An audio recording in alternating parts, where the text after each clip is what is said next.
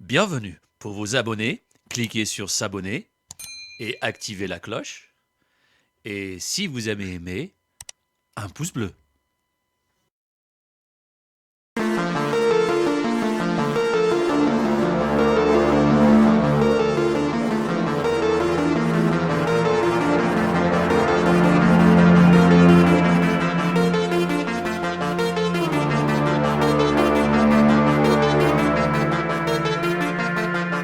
Le voyage dans le temps.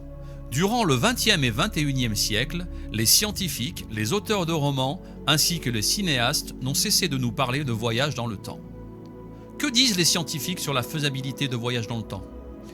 Tout a commencé en 1905, après la publication de la théorie d'Einstein de la relativité restreinte, fondant ainsi la notion d'espace-temps avec la possibilité de voyage temporel dans l'espace-temps.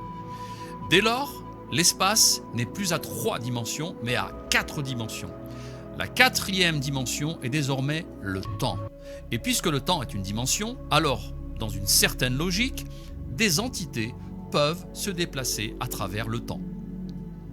Les scientifiques évoquent la possibilité de voyage temporel en avançant la théorie des trous de verre, en anglais wormhole, grâce à une brèche reliant 2 points dans l'espace et permettant ainsi le voyage dans le temps. Mais que disent les religions sur un voyage possible dans le temps ? Selon la Bible, Dieu accorde des visions et des rêves. Nous le savons, mais il est capable aussi de transporter des hommes dans l'espace-temps.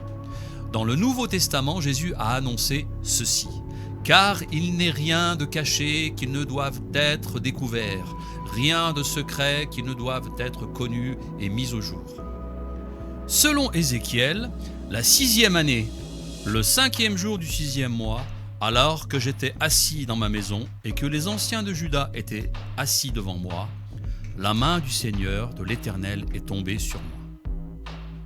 Il a tendu ce qui avait la forme d'une main et m'a attrapé par les cheveux. L'Esprit m'a enlevé entre terre et ciel et m'a transporté dans des visions divines à Jérusalem, devant l'entrée intérieure orientée vers le nord. Selon Jean, déjà âgé, se trouvait en Grèce lorsqu'il a été enlevé et transporté par un ange dans les temps futurs. Il a vu plusieurs choses : la grande prostituée, le dragon, la marque de la bête et le jugement final. Dieu n'est pas le seul à pouvoir transporter les hommes dans l'espace-temps. Satan, hélas, peut le faire. Nous savons que ce qui vient de Dieu est vérité. Il n'existe ni mensonge ni malveillance.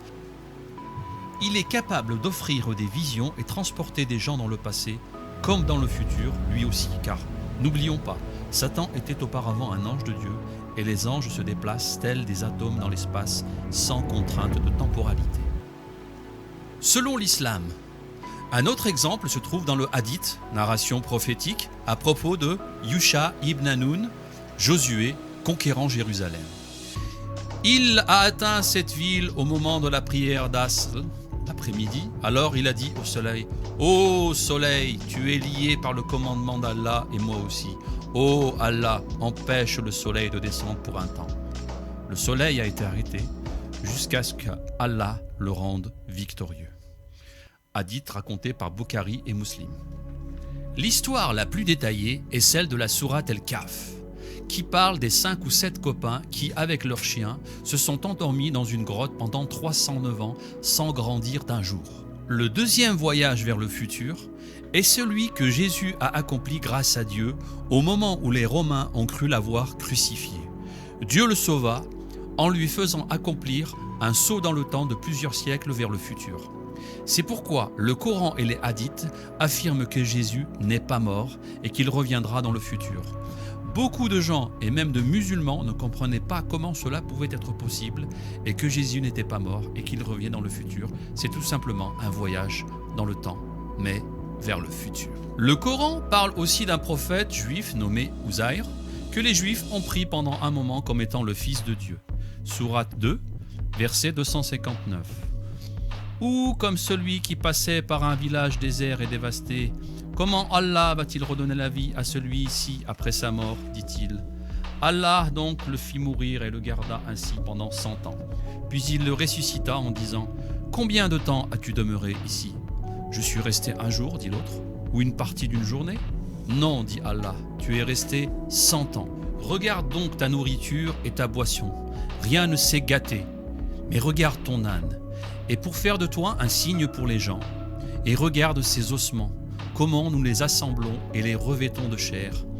Et devant l'évidence, il dit, je sais qu'Allah est omnipotent. Uzair s'est endormi, puis il est mort, et après 100 ans, Dieu l'a ressuscité. C'est un voyage vers le futur de 100 ans. Mais il y a aussi d'autres voyages plus spectaculaires et qui dépassent même l'imagination. Ce sont les voyages dans l'espace-temps instantanément, sans que le temps passe. C'est le cas de notre prophète Mohammed, le salut et prière soient sur lui, l'a fait monter vers lui d'abord dans un saut instantané dans notre espace-temps, puis il l'a fait sortir de cet espace-temps pour atterrir au futur dans l'autre monde, où il a vu les gens dans le paradis et d'autres dans l'enfer. Ce voyage, les musulmans le nomment El Miraj, le voyage céleste. Le Coran parle de ce voyage dans l'espace-temps jusqu'au paradis, dans la sourate 1, verset 18. Il y a aussi beaucoup de hadiths qui donnent plus de détails sur ce voyage et le plus spectaculaire est surtout le voyage de retour vers la Terre au même moment de son départ. Un tel voyage, d'après les dernières théories scientifiques, nécessite une énergie presque égale à celui du Big Bang. Voilà comme le Coran parle de ce type de voyage il y a 14 siècles et nous montre qu'ils peuvent se réaliser de plusieurs façons bien différentes. La machine à voyager dans le temps est peut-être en construction dans un garage dans la Silicon Valley. Aurons-nous un jour un billet pour rendre visite à nos ancêtres ou pour connaître le futur de nos descendants ? Partagez avec moi dans vos commentaires vos souhaits de voyage dans le temps. Où iriez-vous si cela était possible ?